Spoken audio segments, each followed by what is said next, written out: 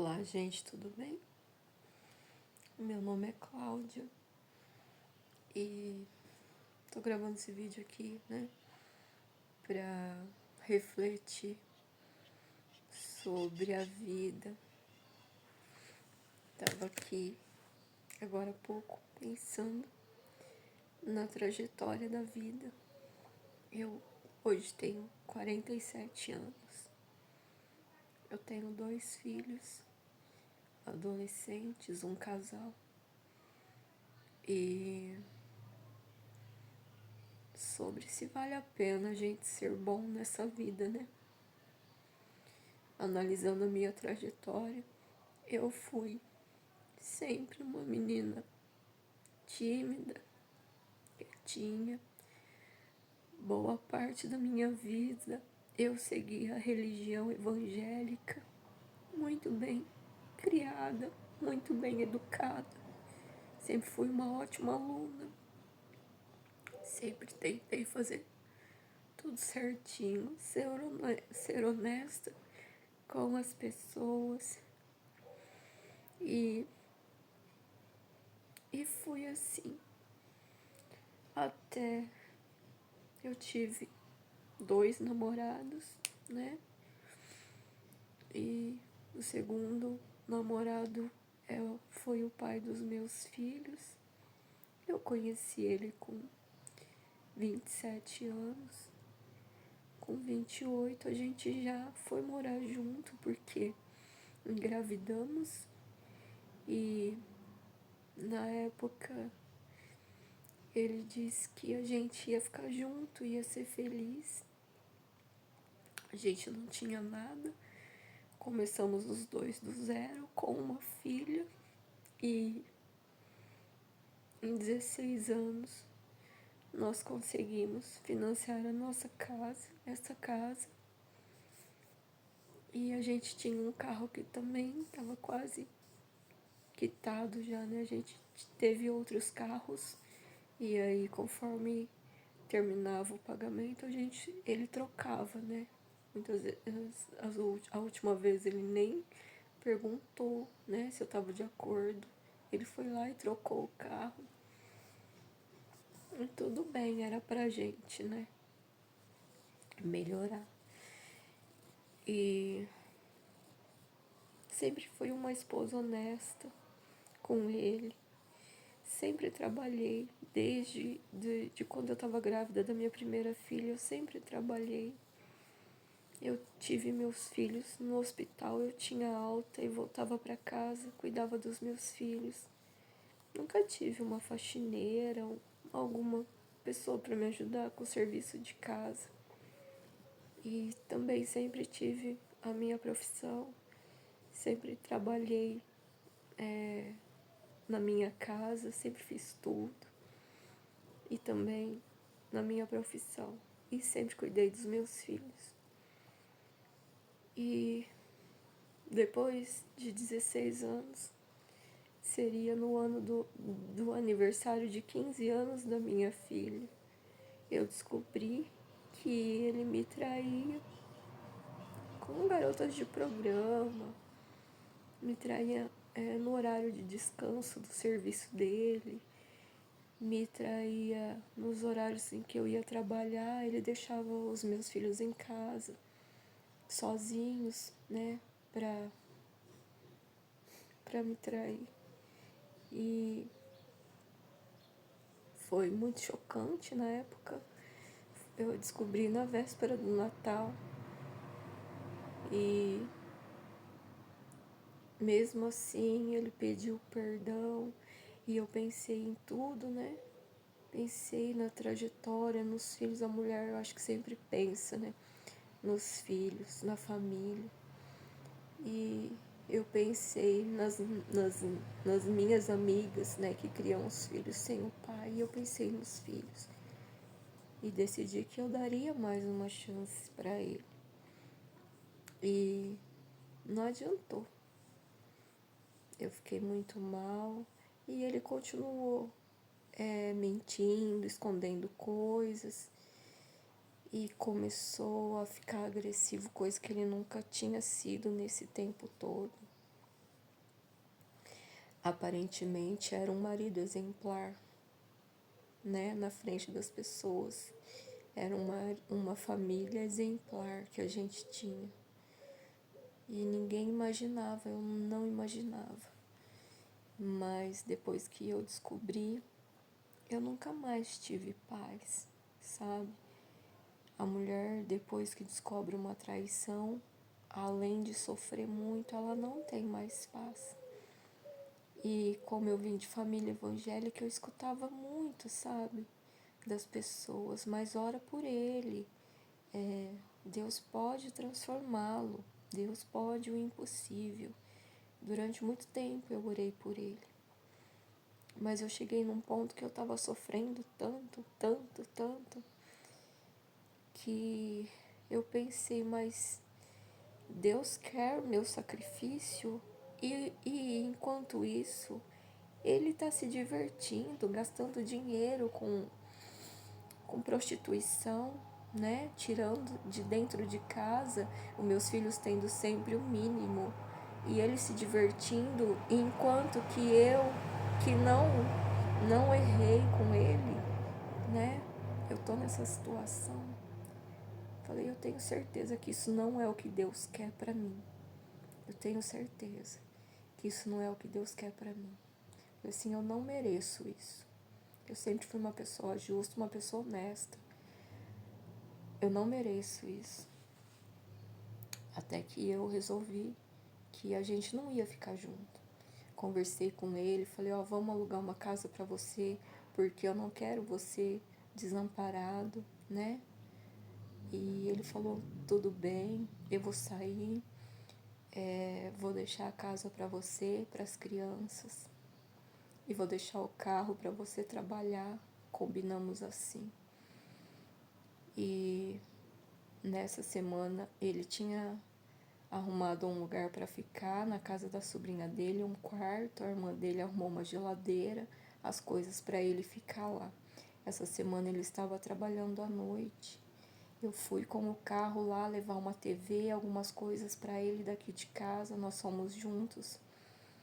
E ele ia trabalhar à noite, ia entrar às 10 horas. Aquele dia ele saiu daqui às 9 horas da noite e falou que ia um pouquinho mais cedo para passar lá no quarto que ele ia ficar. E aí no dia seguinte, que seria uma sexta-feira, ele já não voltaria para casa, já ficaria lá. E eu disse, tudo bem. E aí ele foi e trabalhou a noite inteira. No dia seguinte de manhã eu levei o menino na escola e fui. Eu estava rastreando o celular dele. 7 horas da manhã eu tive uma intuição de rastrear o celular dele. E eu vi o ponto no celular andando. Ele saiu do serviço e foi para o motel, 7 horas da manhã. Eu não acredito nisso. A pessoa tá te enganando até o último momento. Você tentando ajudar e a pessoa te enganando, né? Falei assim, ô vício maldito. E eu peguei o carro e fui lá na porta do motel e fiquei lá atrás. Ele conseguiu escapar e a pessoa que ele estava, que já era uma pessoa que estava andando com ele já fazia algum tempo, ele deixou num bairro aqui próximo do meu. E eu só pedi as chaves de casa e falei, lá em casa você não entra mais. Eu tinha um grupo da família dele, eu mandei um áudio contando tudo para todo mundo. Falei assim, ó, vocês pensam que a pessoa é assim? Não é. A gente está terminando por isso, por isso, por isso, por isso e por isso. A pessoa não tem jeito. É mentirosa, compulsiva e viciada em traição. Falei, pra mim não dá mais. A gente já ia terminar, mas assim, na minha cabeça ia ficar tudo bem, a gente continuaria sendo amigos por causa dos filhos, né? Ia terminar numa boa. Não foi o que aconteceu. E aí eu pedi as chaves, tudo, e falei, ó, não quero mais saber, não quero conversa. Aí ele foi, ficou, e a gente tinha algumas coisas para acertar. Mas assim, desse dia em diante, que isso foi em junho de 2022, o meu inferno só estava começando, né? Porque aí tudo era mentira. Até boletins de ocorrência na delegacia falsos ele fez. A casa que eu paguei 4.500 na época para transferir para o meu nome, ele financiou uma casa para ele. Assim que ele conseguiu a casa, ele entrou na justiça e pediu a parte da nossa casa, né? Que realmente ele tem direito, mas ele fez eu pagar o documento para passar no meu nome só para ele conseguir financiar a dele e depois entrou na justiça. Enfim, ele tem direito. Eu tenho que vender a casa porque eu não tenho condição de financiar metade do valor dessa casa para dar para ele, porque eu tive que financiar carro, eu tive que fazer empréstimo para me manter a mim e as crianças.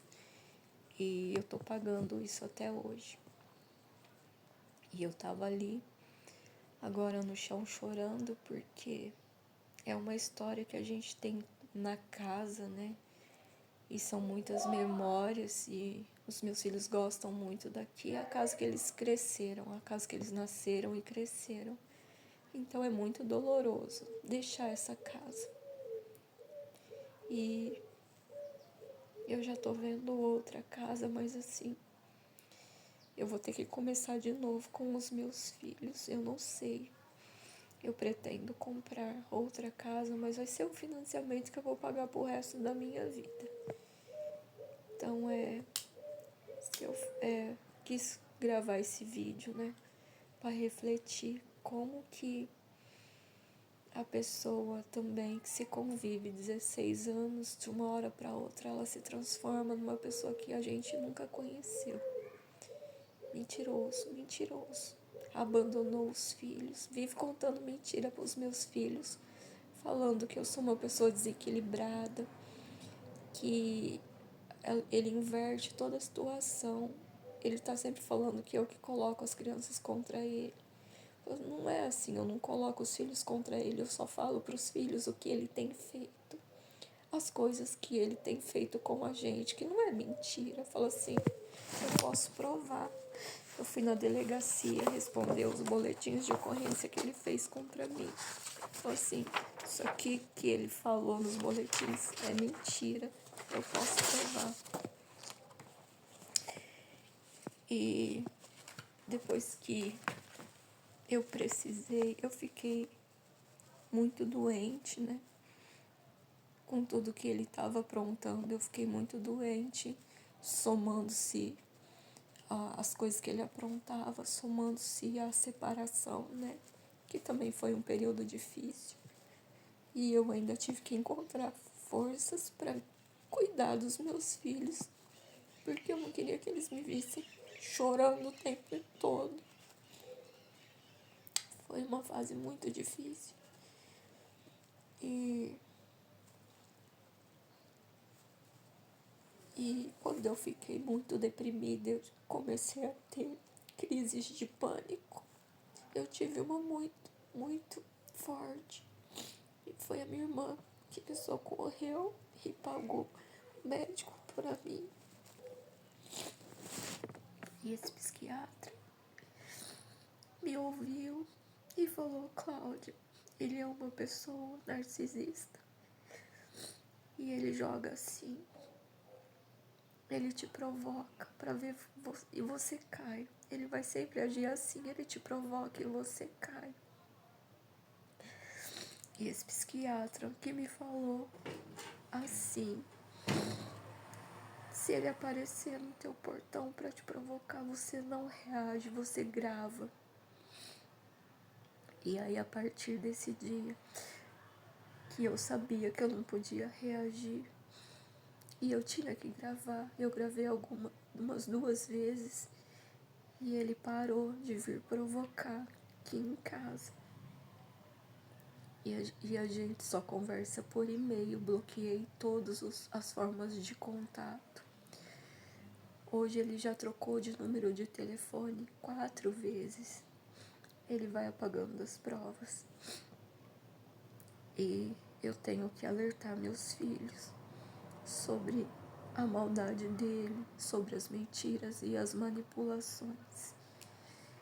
E a última que ele aprontou, ele e a amante dele vieram no meu portão me xingar, depois voltaram, armaram o maior barraco. No dia seguinte, ele foi na justiça pedir revisão de pensão, alegando que tá doente, que não tá trabalhando. Falei assim, tudo manobra, sabe, para me punir, para não pagar o justo de pensão para os filhos dele.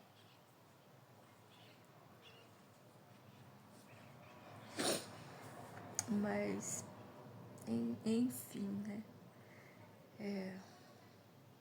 Eu espero que um dia ele colha tudo que ele tem feito. Não só para mim, que sempre fui uma pessoa que batalhou do lado dele. Sempre estive do lado dele. E ele me traiu durante o casamento inteiro, tirou dinheiro daqui de dentro de casa e no final ainda quis me passar para trás de todas as maneiras, né? Mas enfim, eu espero que a justiça divina seja feita na vida dele. Eu vou seguir com os meus filhos, vou continuar trabalhando. A casa já está praticamente fechado o negócio, tive que vender por um valor abaixo, né, do que ela está avaliada. Eu estou praticamente dando uma casa que eu lutei 16 anos para ter para os meus filhos. Eu estou dando a casa de presente para essa moça. E a família dela também é uma família muito boa. Então, assim, do fundo do meu coração, eu quero que eles sejam muito felizes aqui, nessa casa. E eu já aluguei uma casa e eu vou continuar trabalhando. E eu vou seguir com a força que Deus me dá, lutando pela vida, pelo bem-estar dos meus filhos. E é isso.